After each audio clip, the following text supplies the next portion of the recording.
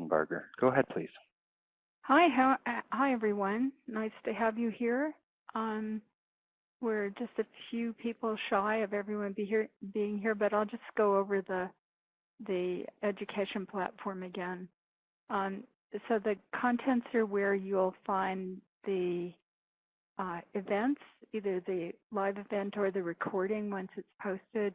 There are the handouts and the discussion. If you have any questions, you should contact us by the discussion. If you have a technical problem, you should contact me directly. And so my email is c2cc@culturalheritage.org. If you need to reset your course password, you can contact info@culturalheritage.org. And remember that if you want to receive the Credly badge for this course, you need to listen to all the webinars and complete the assignments. You don't have to listen to the webinars live, but you need to listen to the recordings, and it's recorded if you've listened to them or not.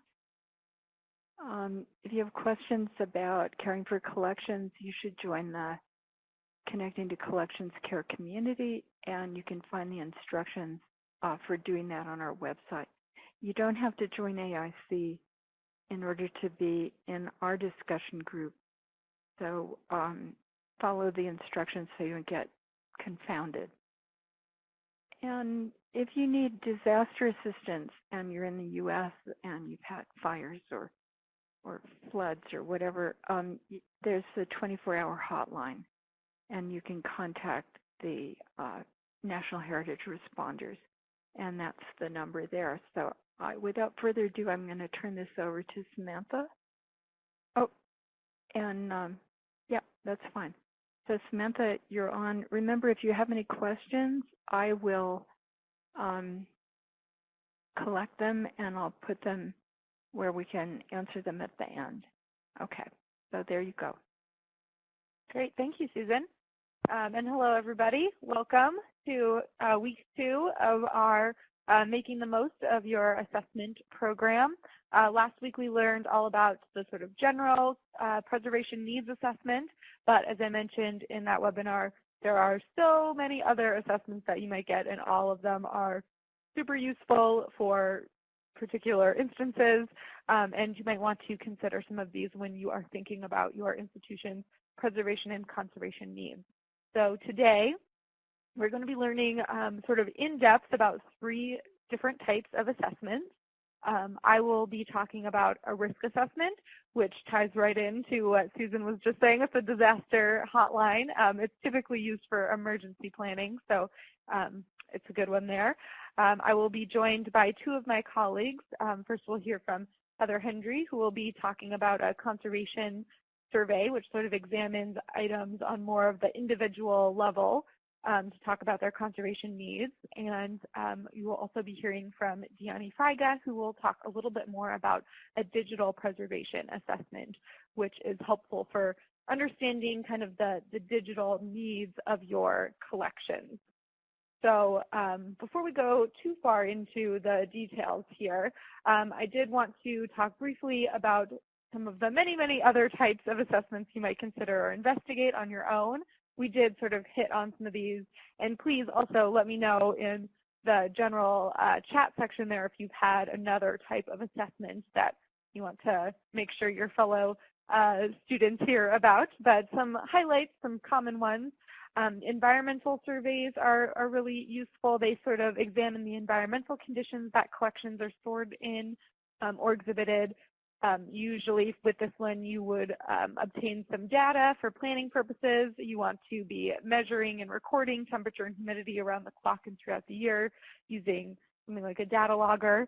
And then once that data is collected, you can then consult with an expert, like someone from the Image Permanence Institute, for example, to sort of help interpret that data and identify options for remedial actions. And it's a good time, definitely. We talked a lot last time about using an inside assessor versus an outside assessor, and this would be a good time if you do want to work with an outside consultant, somebody like someone from the Image Permanence Institute, but you might have somebody also on staff who is an HVAC expert who you might be able to tap for this project as well. Just making sure you get the right people involved, like we talked about last time.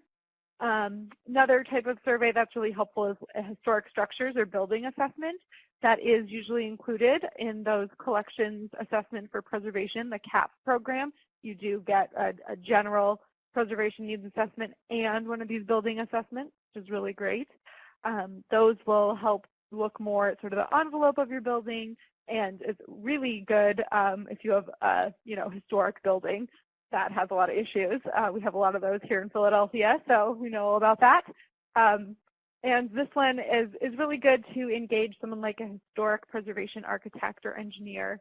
It's sort of more of a kind of a structural assessment. It would give you some ideas about how to improve the envelope of your building and help it from falling apart in general.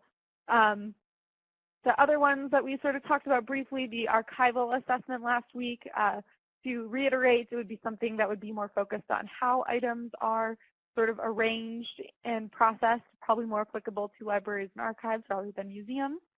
And then for all these assessments, the recommendations that are made are based on sort of the data that's collected, and then its interpretation can be used to inform tasks to make a preservation plan, as well as to generally help prioritize needs.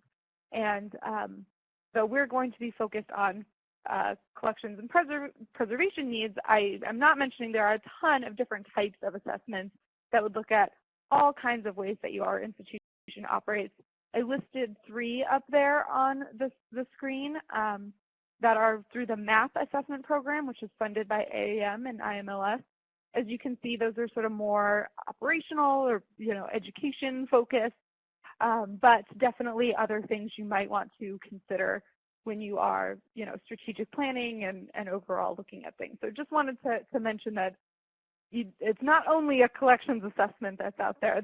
There are more types of assessments out there. But again, the ones we're going to be really focusing on today are the ones that I've starred on the screen: the risk assessment, the conservation survey, and the digital preservation assessment. I'm going to get us started with a risk assessment, and then, as I said, I'll be joined by some colleagues in a little bit, but I did want to bring our first poll question over, and let me know if you have had a risk assessment done on your collection before.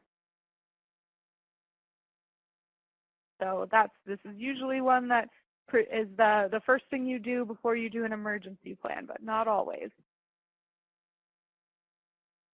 All right, looks like most of us have not had one done. That's pretty common, so no worries there. Great. Okay, we can go ahead and pull that back over to the side. It looks like the majority of us have not had a risk assessment done, which, great, we'll learn all about it. So what is a risk assessment, you might be asking? So this is really the systematic process in which you examine issues from, say, the arsenic in your taxidermy animals to a leaky roof, and then sort of determine a game plan for if something bad should happen.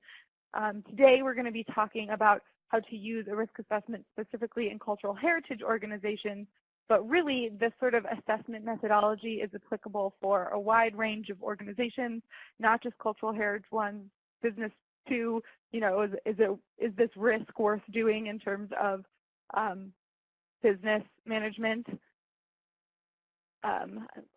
I might be losing my internet connection, but hopefully things are still seeing.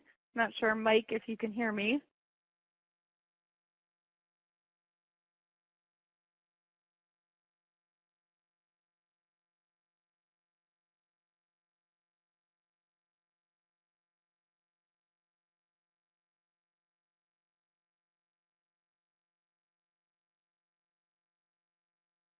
Not sure if everybody else can hear me out there, but I have lost my internet connection, so I'm trying to get it regained.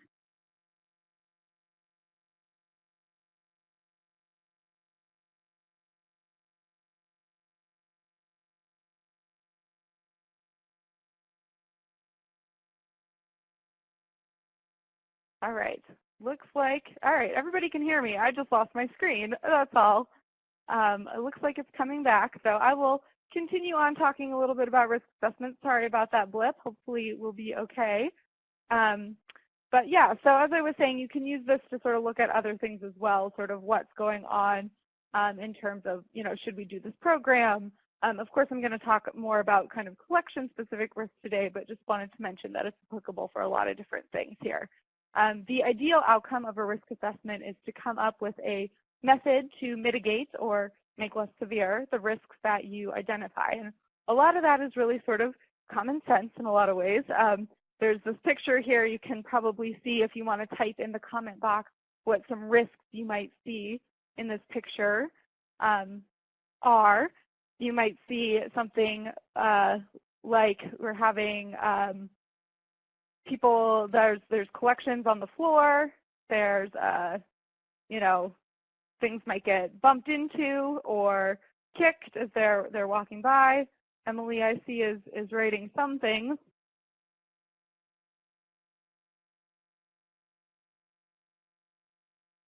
Yeah, so the air ducts, that's a good one. They might be kind of kicking something into the area. Anybody else see any other risks that they might want to mention?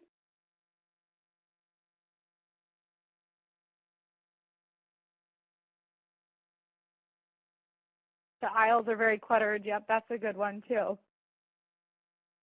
So yeah, you guys are hitting on them, right? So there's things that are unprotected. You see them back there, pipes over the ceiling, exactly, items stored on the floor. That's one for flooding that might be an issue.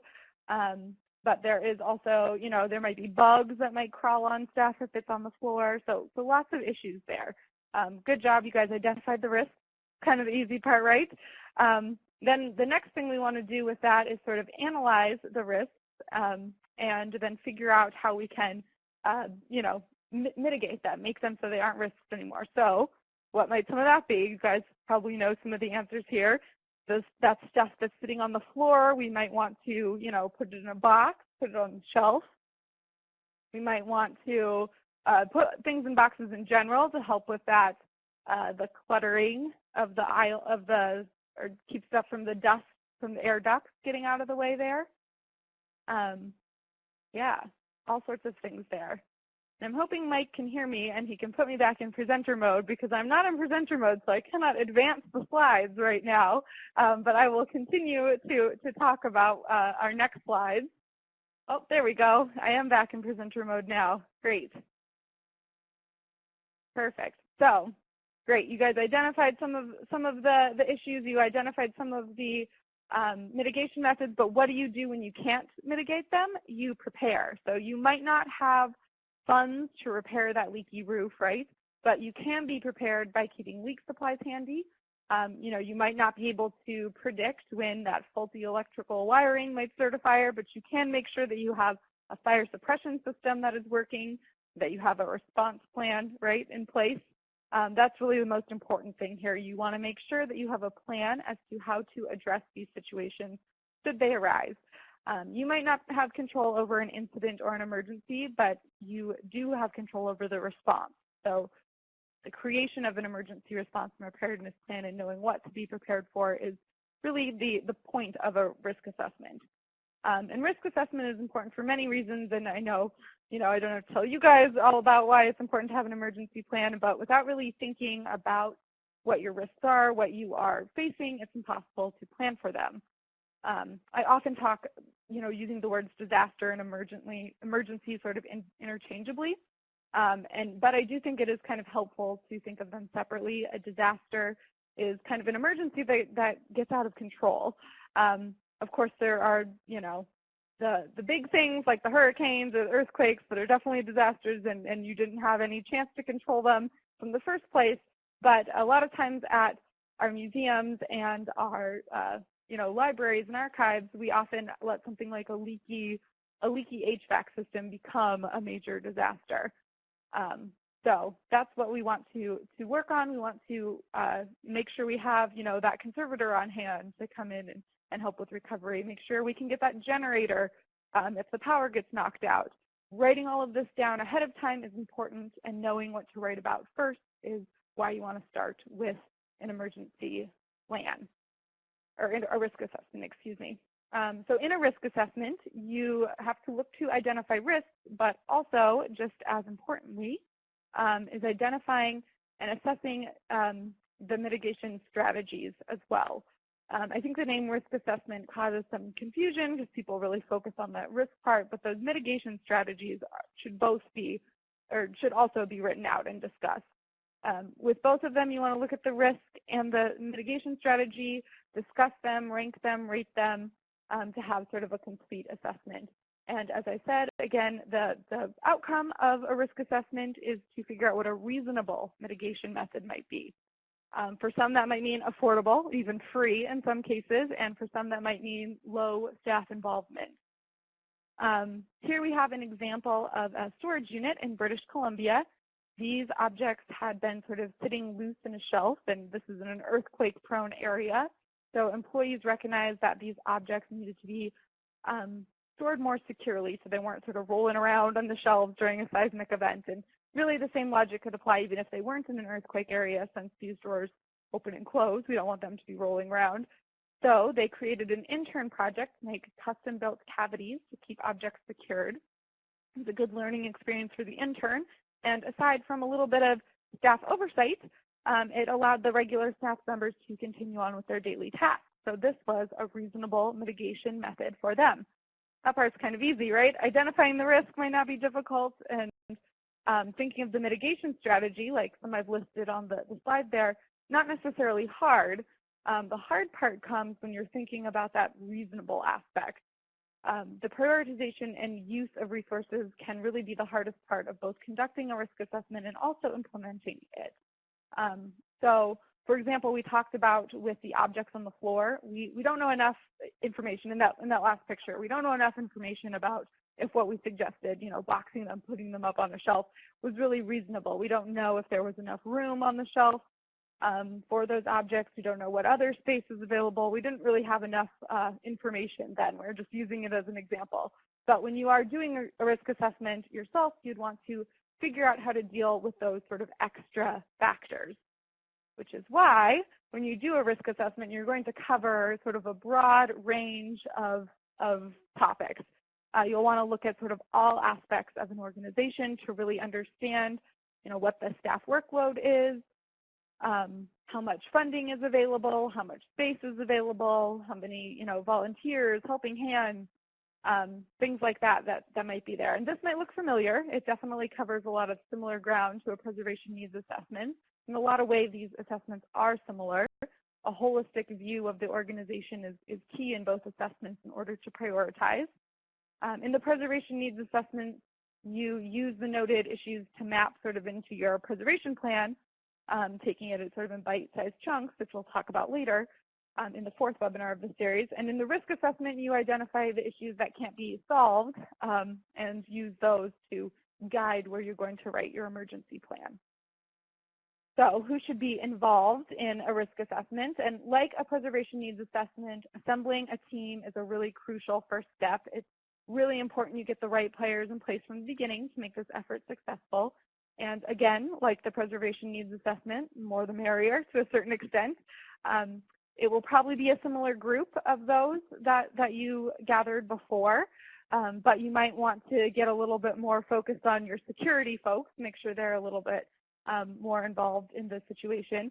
And some additional players you might want to include in your risk assessment would be the first responders. They can often provide a different point of view in the situation, get you thinking about issues you hadn't really considered before. They can let you know exactly what they plan on doing if there's a disaster at your site. And this is important to know because how they respond to a disaster could be a huge factor in your recovery.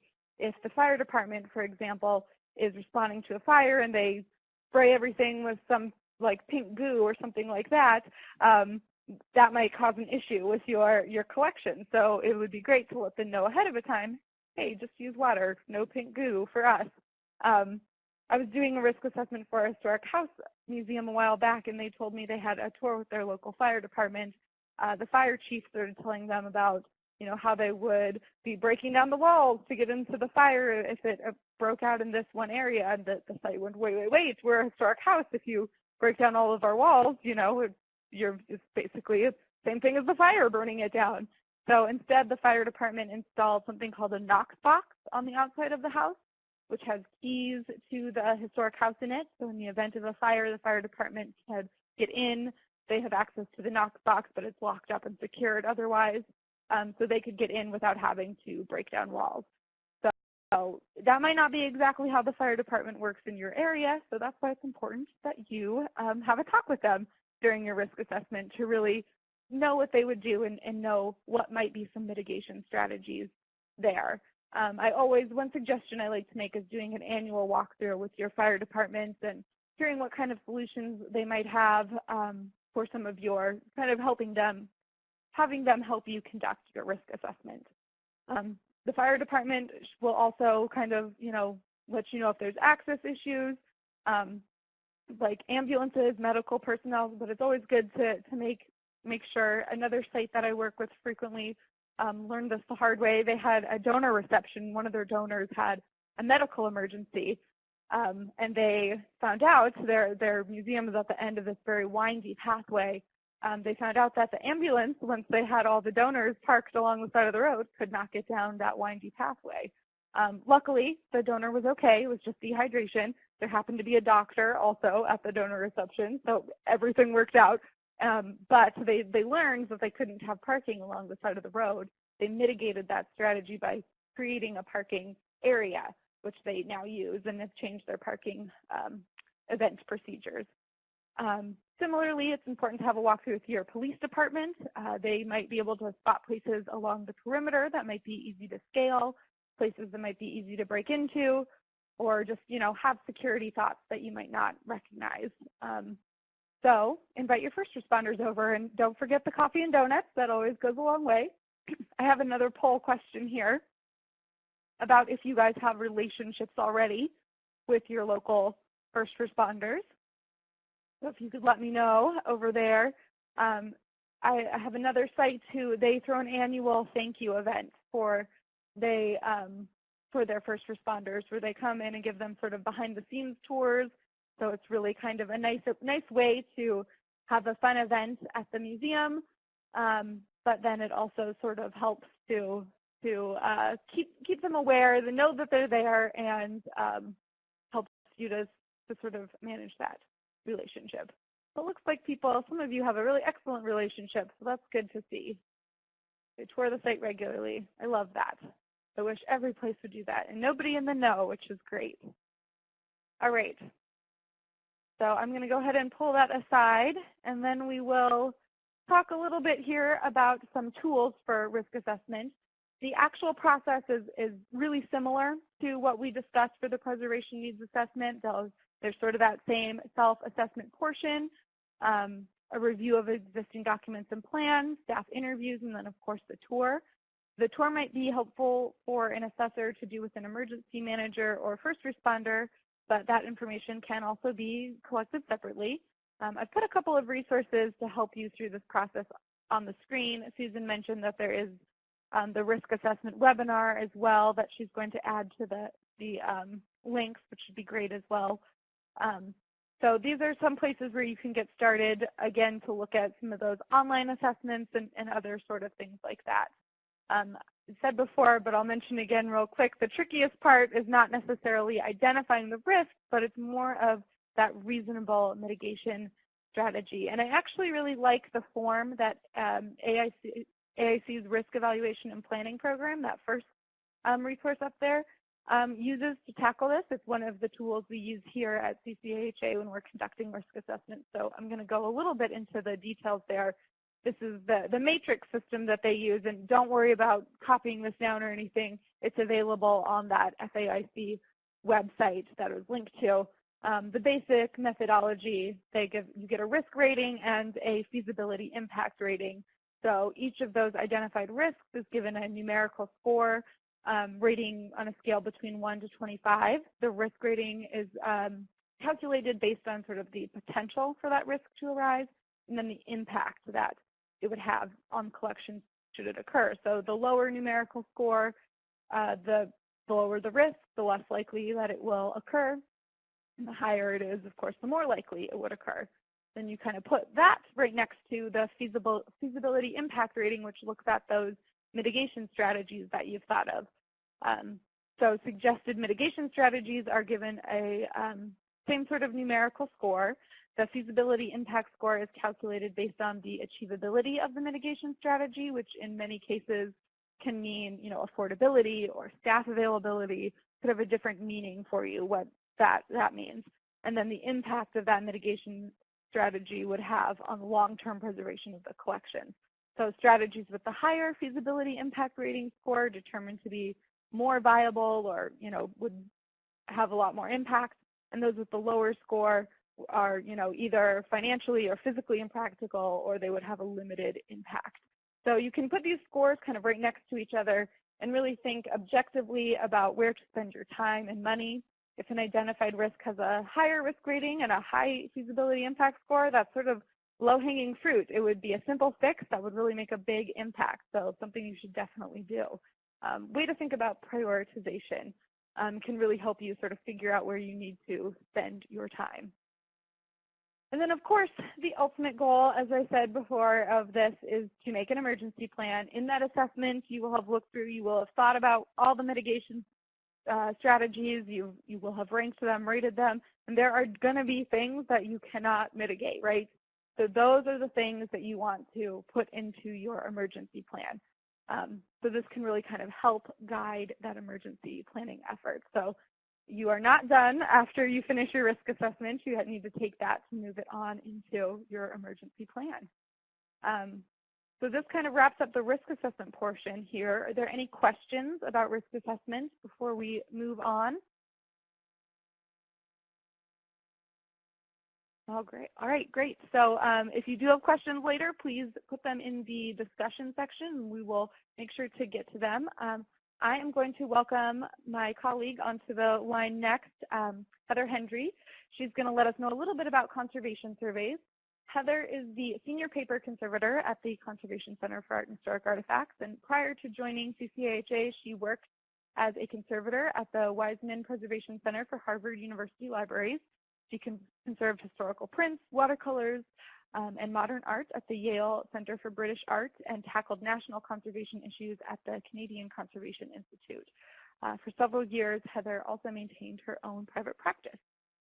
She holds a master's in art conservation, specializing in paper, from Queen's University, a professional associate of the American Institute for Conservation. Heather has presented numerous papers and workshops on conservation treatments, preservation and salvage, artist materials, and technical examination of artwork. So we're very lucky to have her on here. While I'm passing over the line to her, I'm going to also put up a poll question. Have any of you guys had a conservation assessment done? So while you are answering that, I will pass it over.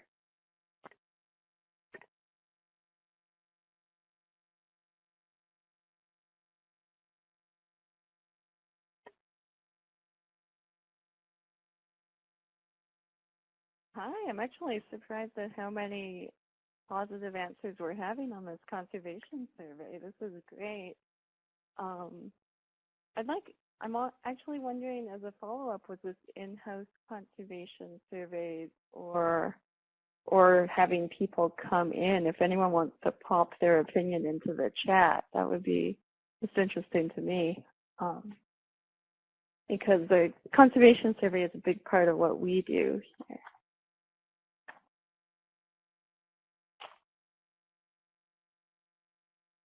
And when we're doing a conservation assessment, there's actually two main types that we do. So I'm going to spend a little time talking about each of them, the collection assessment versus the item level conservation survey. And the collection assessment, both of these assessments, I want to make clear, these come into play after a preservation needs assessment has been completed and the recommendations have been put into action, which is a whole other step that you don't want to say, well, we've assessed our preservation, so let's move on. It's, you assess your preservation, you take some action, And then when you get to a certain point, then you start looking at your collection more specifically. So the collection assessment can be fairly specific. It could be your collection of glass plate negatives and nothing else. Or it could be very inclusive, and it could be everything that you own. And so we would work with you to figure out what it would take to review whatever collection or sub-collection that you've selected. So the smaller and more uniform the group of objects we're looking at is, the more specific the recommendations can be, but it's really a question of what your institution would need most. And again, is your collection ready for a conservation assessment? This was an assessment where I arrived and there was a big puddle on the floor of the storage room. And so this collection, they do not need a conservator to spend days treating a single object if it might get wet the next week. They need to focus on overall collection preservation first. On the right, you see paintings that are stored on the floor next to a trash can with food waste in it. And again, these are very, very global issues. So we're not going to be looking at individual artwork at this point. We're getting into what are the things that you should do for overall collection conservation as well. So this would be a collection assessment situation. This collection has already tackled all the issues of housing, storage, environment, and security. So they know where everything is, they're following the standard preservation guidelines, and they can identify what items they're most concerned about for both the curatorial and the conservation questions. So this collection is ready for the item level survey. And if you're looking like an episode of Hoarders, it would probably be better to start with preservation than to go to a conservator right away. So ideally, the collection assessment would focus only on the condition of the collection. And if the collection is narrow enough, there would be specific conservation recommendations and possibly even a ballpark price for doing a lot of conservation work at the end. But you rarely find that condition issues just exist in a vacuum. So if I were to see, because I'm a paper conservator, if I were to see that all of the edges on every paper are torn and crushed and nothing has been put into folders, the next step is to put things into folders, not to do the conservation to mend those edges and then put them back into the same environment. So when I'm doing a collection assessment, it's usually connecting condition issues to any ongoing causes. And so it usually leads to more holistic actions rather than individual treatment. When you're preparing for a collection assessment, we do a pre-visit questionnaire, much like a preservation assessment would, where we try to just sense the goals for your survey and gather as much information as we can so that the site visit is the most effective part. And this is a great example where when we're doing a collection assessment, we don't expect to look at every object. So we need to look at a sample that represents the overall collection accurately. And so it's also not a good representation if we only look at the most important objects or the ones that are requested the most or the ones that you might be most worried about, even though those are all important factors too. This is a section from a spreadsheet with a collection I worked with that they did a great job choosing a representative sample by thinking through exactly what their collection contained. So each of those lines is a category, like these are letters or these are newspaper clippings, where we could assume that they had a lot in common. And then they picked a sample that represented each of those categories. And so when I went to survey, I ended up looking at 18 boxes instead of 67. But we could feel really confident that those 18 boxes would reflect the whole collection. When I do the site visit, there's usually one person who acts as a point person, but there may be many people I need to interview to learn more about their area of responsibility. And similarly, I want to visit any space where the collection materials might be, even temporarily. So the storage rooms are very important, but that could include even the hallways or the loading docks or anywhere that they might be for any reason, whether it's exhibition or use or any sort of consultation. Once the collection assessment is finished, these are some sample recommendations that you might get. So you see, I'm not really calling out individual pieces or objects of what needs to be done when we do the collection assessment. The recommendations will really be a lot more general, and there may be percentages as well, in that, say, 10% of the collection needs to be mended or is in a dangerous condition for this reason. You see, it's mostly not describing treatment. It's looking at the collection as a whole again, but from the point of view of a conservator rather than the preservation specialist, who is a little bit more general than the conservator. Moving into the item level conservation survey, which is the other type that we do, the item level is looking at each object on its own. It's usually done, I'd say, in preparation for another project, which might be digitization or an exhibit or a conservation funding grant. So the level of detail will vary depending on the future goals and what the objects are that we're looking at. So an archival collection that getting ready for digital imaging would get a different assessment than fine art that's ready to be exhibited. And depending on the complexity of the object, we're looking at between 25 to 100 items a day, which is moving really fast for conservators. If we have an object come into our lab, we spend a minimum of an hour preparing the condition report and the treatment proposal. So the item level survey is really maximized for speed. When we do the item level survey, all of the information is entered into an Access database as we go. We're spending 10 minutes or less on an object, so anything that we can do to minimize the typing will let us look at more of the collection. One of the things we require would be an item level list at least a week before we arrive, so that we can preload the accession number, the artist, and the title. For archival collections, it's usually not useful to treat a box as a single item because one box could contain all sorts of materials. There could be a daguerreotype in there, there could be letters and parchment and newspaper clippings all in the same thing. So we can treat all of the sheets in a single folder as one item, but having sheet counts for the folders makes a big difference. And having the items accessible is also important. So when we're on site, we have a limited length of time, so we can't spend that time waiting for the objects to arrive. Usually if we're doing a survey, there will be a staff member who stays with us and spends their whole day bringing and taking away the objects as well to get to as many as possible.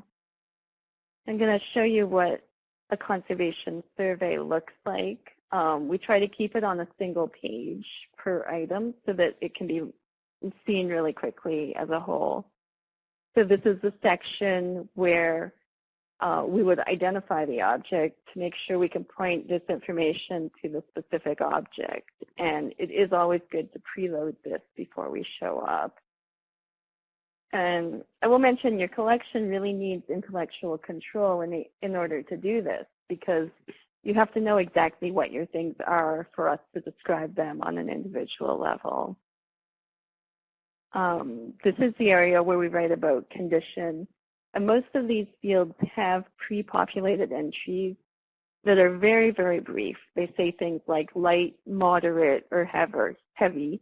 So we're not writing in great detail about the exact location of the stains or the exact length of the tears. We're sort of noting if they're there and how severe they are as well. And then this is the entire section of the treatment recommendations, which, again, we try to keep it really brief so that we keep moving through. One thing we can't do is we just cannot do spot testing when we're on site. So the proposals that come out of an item level survey are sometimes not as specific as when we get it back into the lab. That might change a little bit what we can do. But at the end of the survey, when we've compiled all of the information that we've gathered, you'll get these deliverables.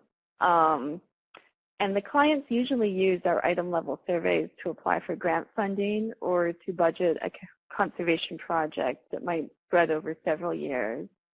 I think that having the price and the priority rating from a conservator's point of view will add a lot of information as you discuss how to proceed. So our rankings are not telling you what you must do, but having the knowledge gives you the power to plan and to balance everything with all the other considerations of your institution. I think that's a full description of all that we do for our surveys. So if there's any questions, are we dealing with these now? Okay. Anyone who can type really fast can do questions. And we'll wait and keep that open now while I'm on the line.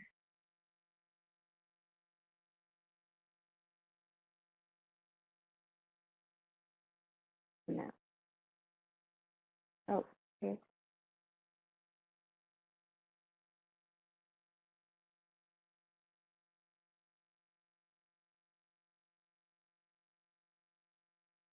Oh, hi, Claire. I feel like because we're coming in as an outside vendor, Claire asked, does the curator sometimes set treatment priorities? What we would usually see is that the curator will select items that will go into the survey based on their priorities and saying, the appearance of this really concerns me, or this is the most important piece in our collection. And of course, the curator will make the final decision about what gets treated. But when I'm talking about the treatment priorities that we're providing, it's completely separate in that we're saying this is something that will get worse if it's not dealt with. So this may be completely unimportant to you as a collection, and you may say that's okay if it gets worse, but we're giving you the conservation take on it, and then you add your curator take to it as well.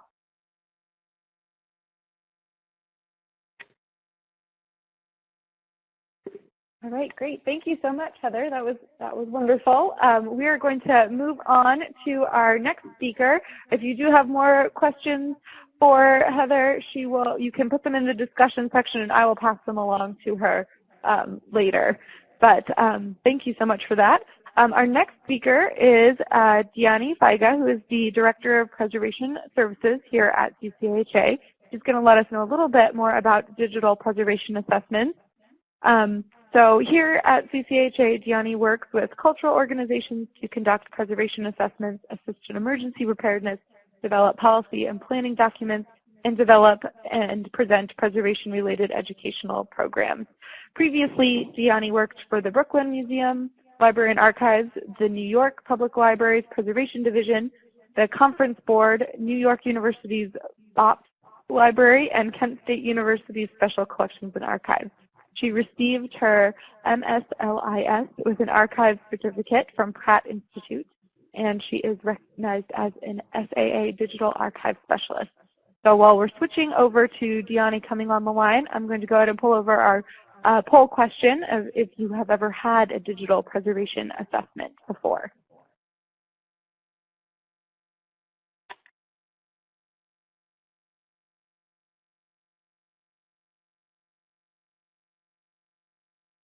All right. Hello. So I'm seeing so far mostly no's, well, entirely no's, which is not at all surprising to me because this is relatively new as a type of standalone assessment. So let me jump into my presentation.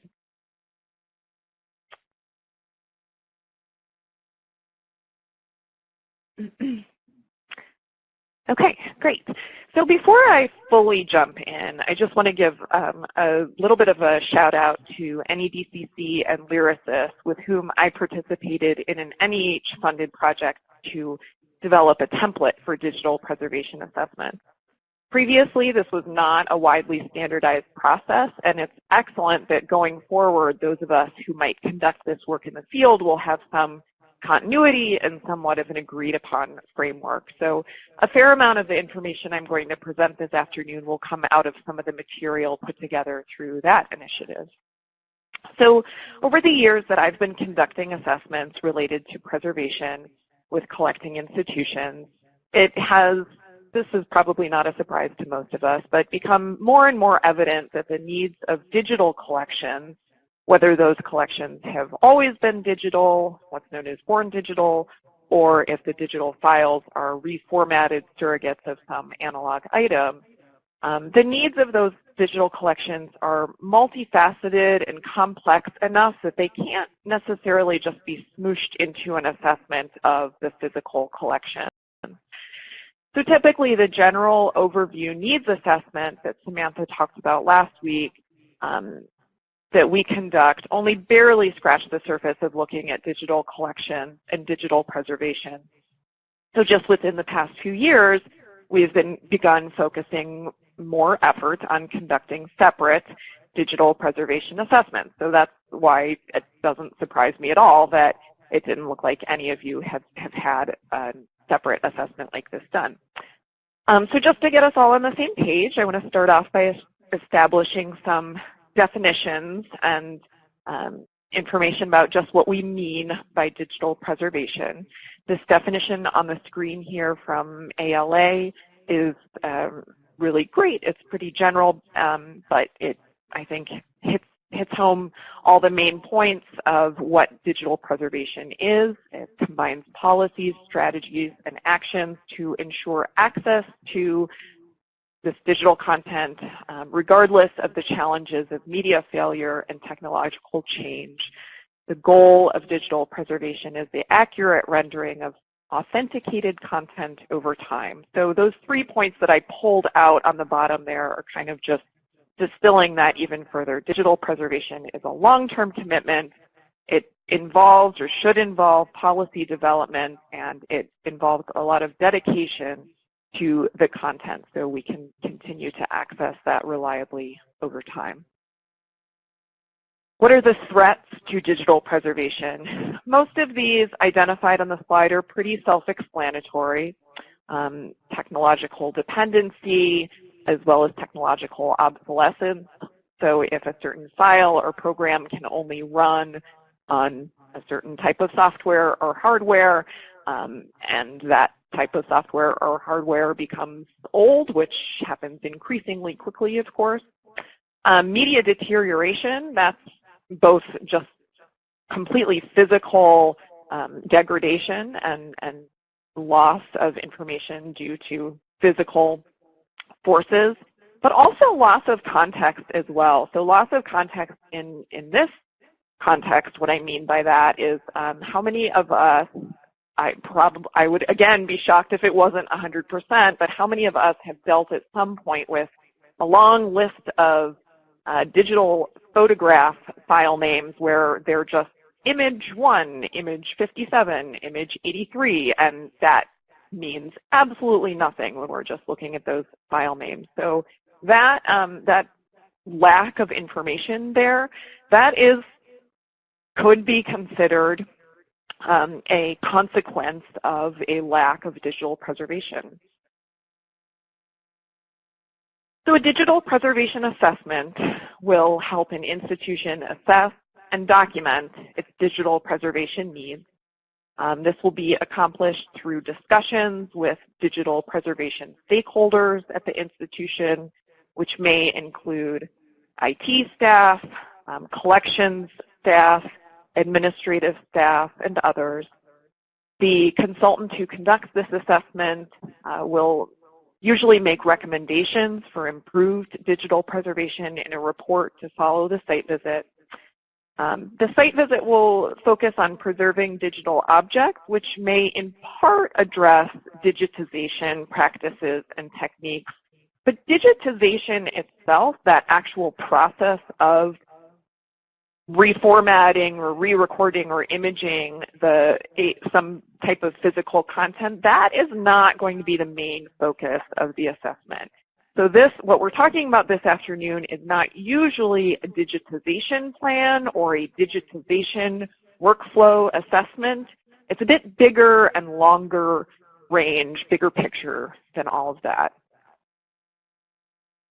So here is just a sample table of contents for a digital preservation assessment.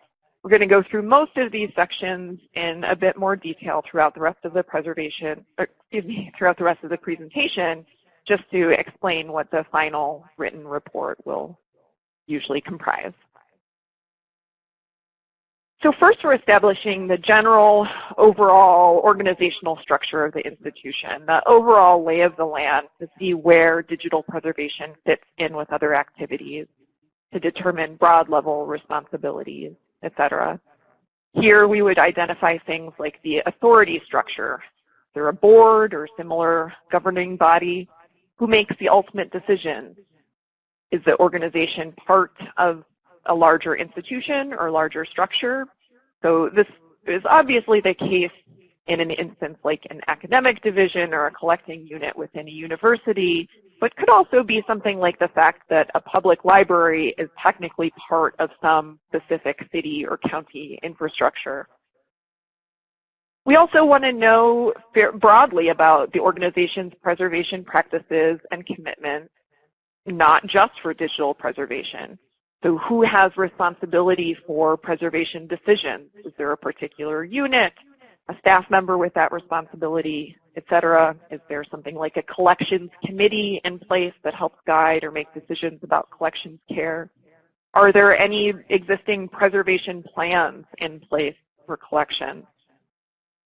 Of course, we can't have a full understanding of the institutional context unless we know what the collections are as well. So this includes both analog and digital collections, with more of an emphasis for this assessment on the latter. But again, it's important to identify how these digital collections fit into the whole, so their relationships and connections, etc. So this section is where we would also identify more detailed and granular information like the types of file formats collected and things like that. Designated community may or may not be a familiar term for many of you, but basically it's just identifying who uses collections. And again, primarily, of course, for this context, digital collections, but also how they're used, how your services are tailored to meet the needs of those communities, et cetera. So, for example, a community of non-academics using collections largely for personal interest and edification is often going to have very different needs, particularly in the way that digital collections are managed and displayed than a more scholarly research community who are perhaps primarily interested in using your collections for publishing. And then finally, this institutional overview section might also be a good opportunity to simply list organizational strengths, previous fairly recent accomplishments, other assessments that have been conducted and how the organization used the outcomes from those, grants secured and promising funding opportunities, examples of fruitful collaborations and alliances, examples of collections used outside the institution in interesting, prominent, or otherwise notable ways. So I broke staffing out of the rest of the organizational infrastructure because it's so very important to consider who actually has the responsibility for digital preservation. A huge part of digital preservation is simply the people.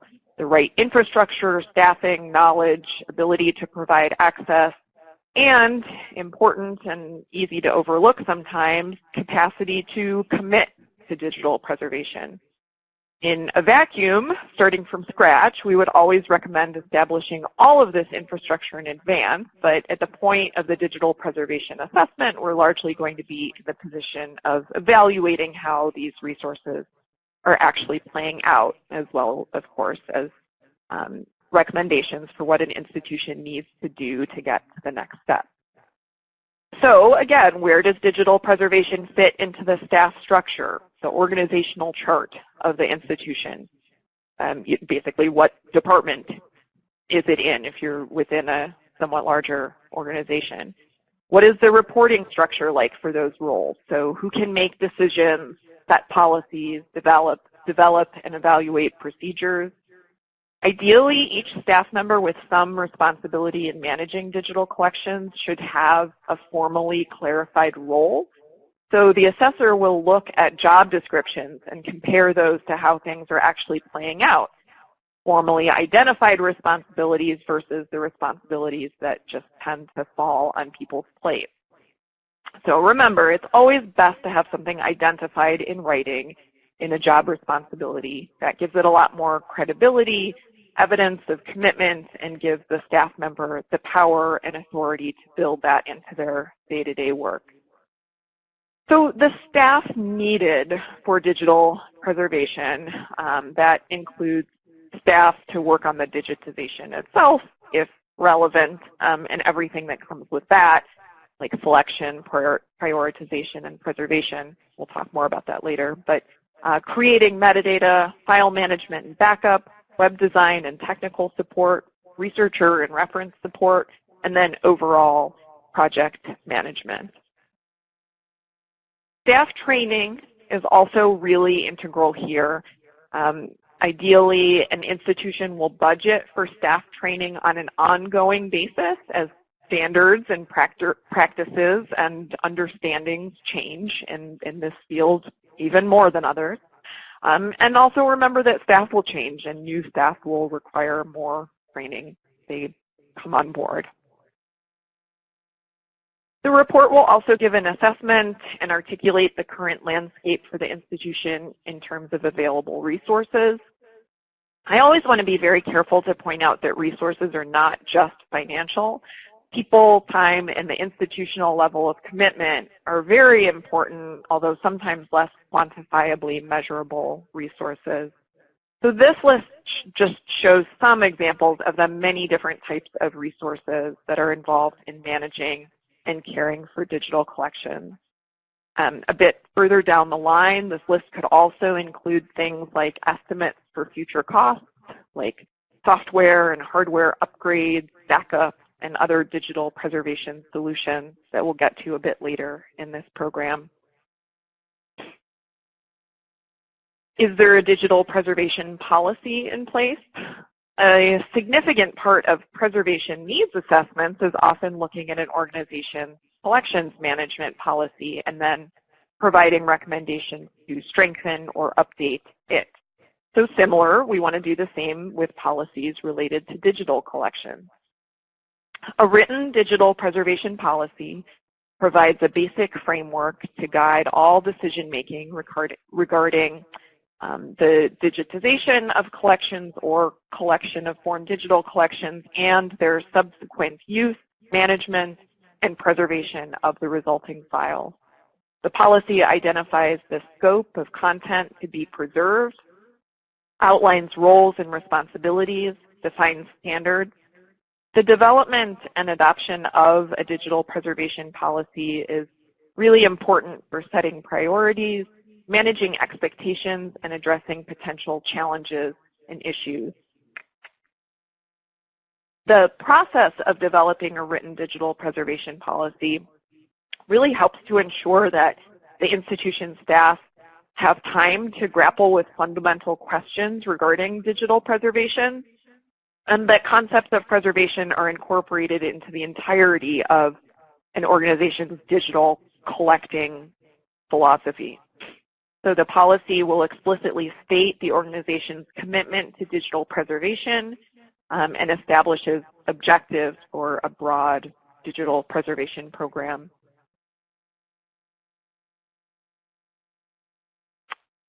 So once the larger questions are addressed in a digital preservation policy, the institution is going to be better prepared for the long-term process of developing and implementing a digital preservation plan, which is a separate and somewhat more intensive thing. Just like a preservation plan is going to be a bit more involved than having a preservation needs assessment done or writing a collections management policy, actually putting that into a strategic plan for collections, that's a more intensive process. But advanced strategic planning for digitization is going to ensure that the work can move forward in a timely manner with staff responsibilities assigned and achievable benchmarks identified. Other relevant policies and plans that might be reviewed as part of the process include those shown here on the screen. I mean, basically, it's everything that impacts collections care and management. All of these may have some impact on digital preservation as they have fairly institution-wide scopes and implications. In analyzing processes and workflows, this is where we get into a lot of the meat of digital preservation, the actual actions and functions around what previously in this conversation may have seemed somewhat more theoretical. So this is going to differ depending on whether you're actually reformatting material or just collecting born digital, or both. So if you're actually reformatting analog material by scanning or other imaging or recording processes, looking at that process and workflow is a really important part of this. So how is selection determined? How are the procedures for imaging actually carried out? What procedures are in place for dealing with physical preservation needs? For example, if an item is too fragile to be safely scanned, how is that situation handled? Are workflows recorded? And then immediately after that digital file is created, how is that file handled at the point of creation? Are there multiple files created?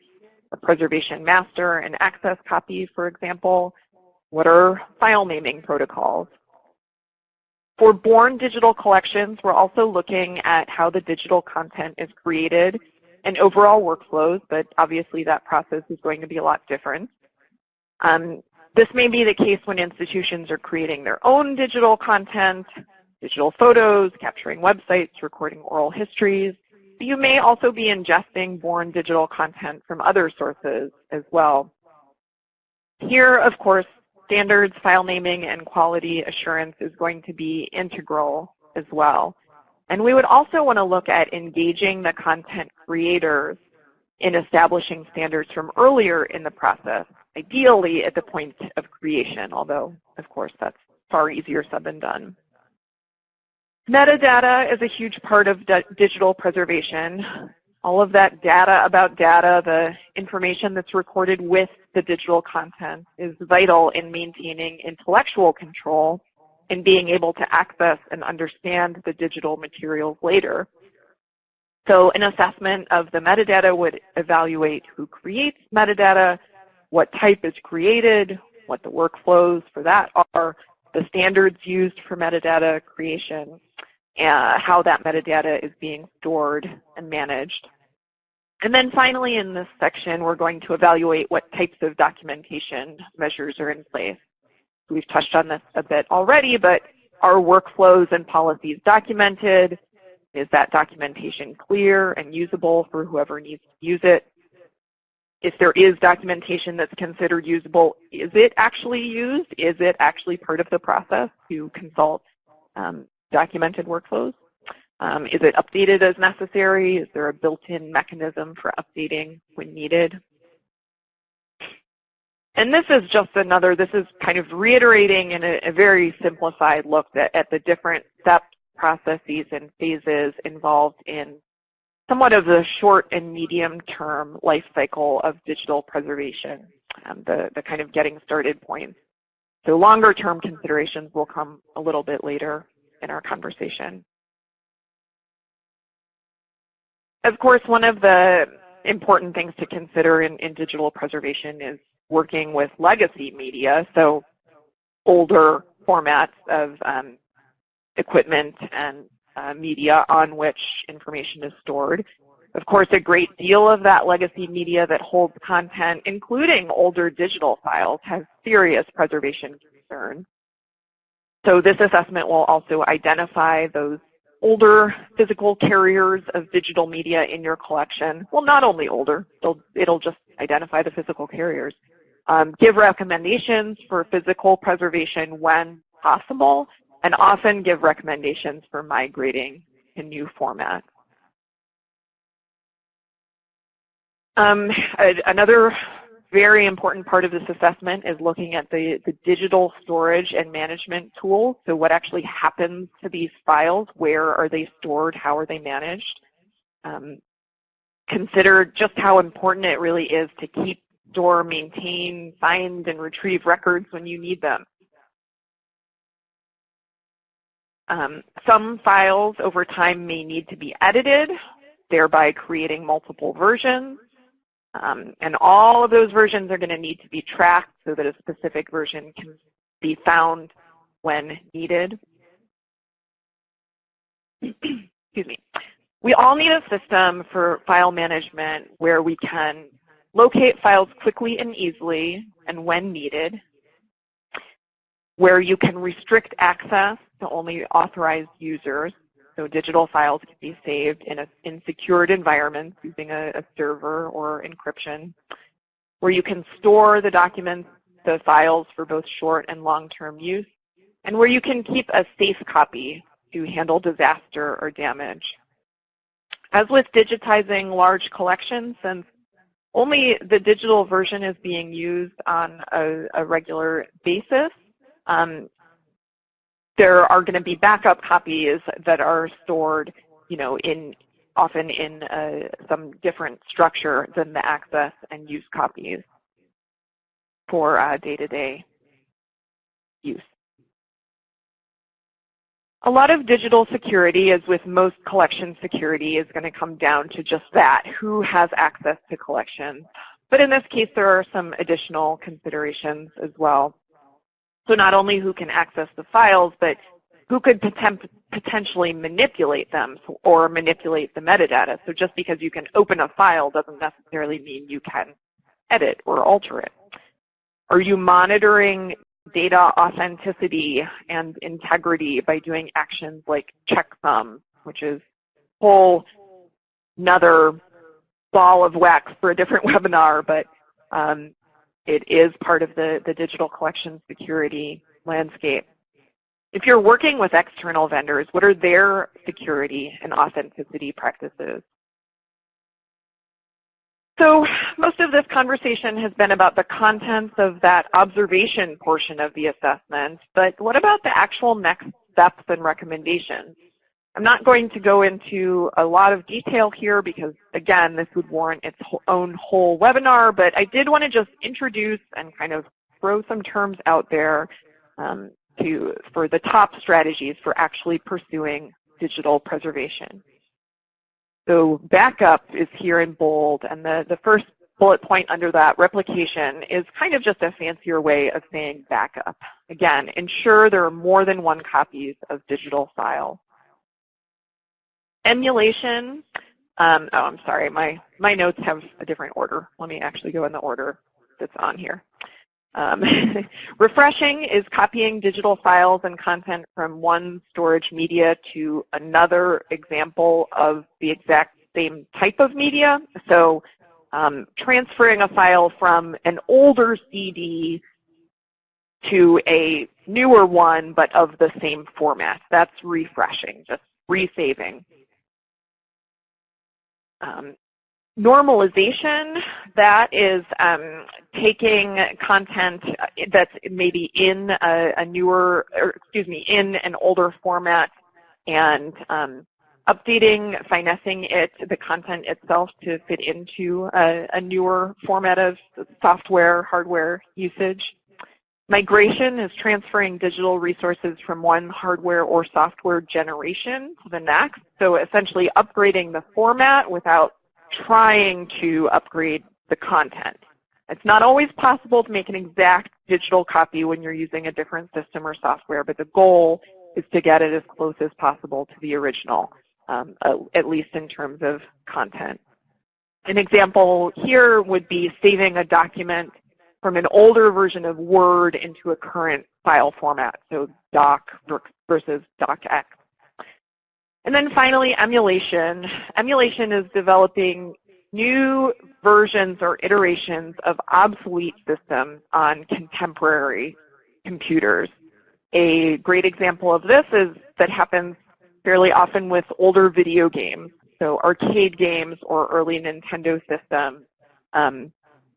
on contemporary computers, developers have emulated that software, so you can have a similar environment for using files.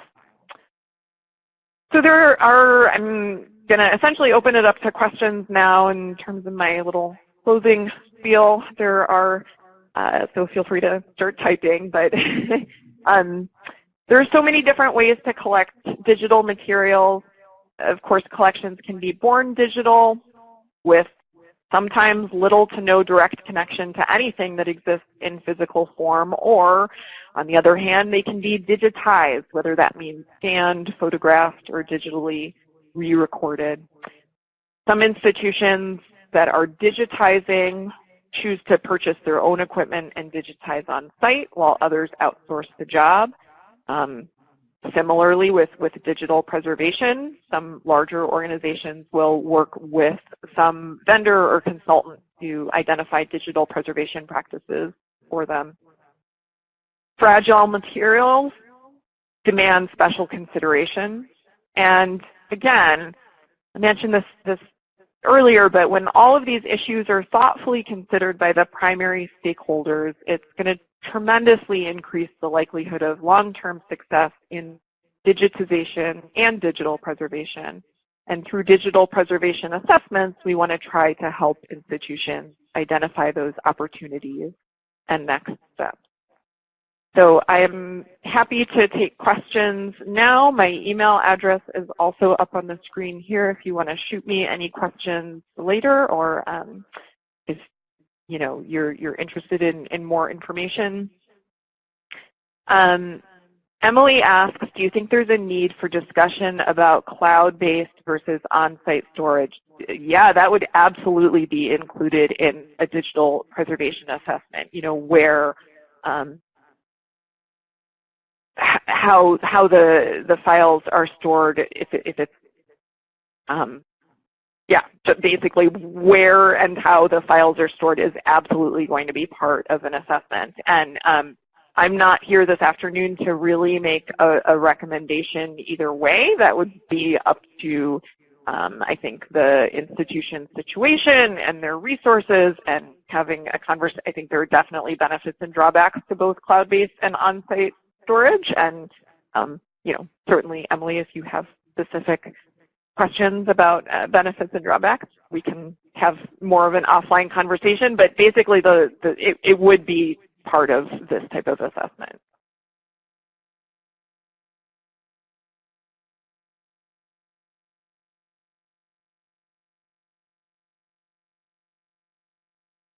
Craig asks if we have recommendations for digital asset or file management software, whether either server or cloud-based, so that all users have an appropriate level of access. I don't know what what our kind of possibility to extend information to you later is, but I would want to check with our manager of digital imaging here. I think that she, as far as the actual software and systems, she is going to have a much more up-to-date framework of information. And so Samantha we will check with Maggie, and Samantha can send out her thoughts on that.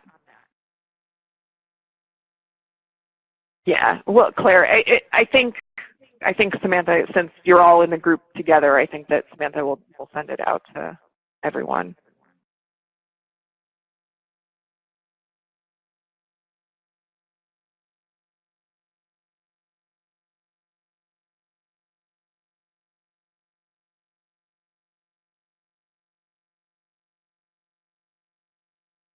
Yeah.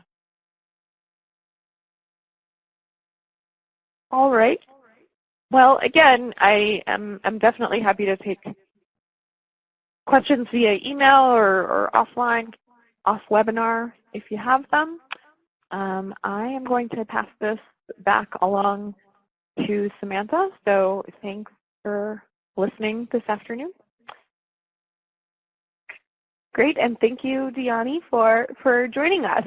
So great. It sounds like there are lots of lots of follow-up questions to that, which we will make sure to get information to you as soon as we can.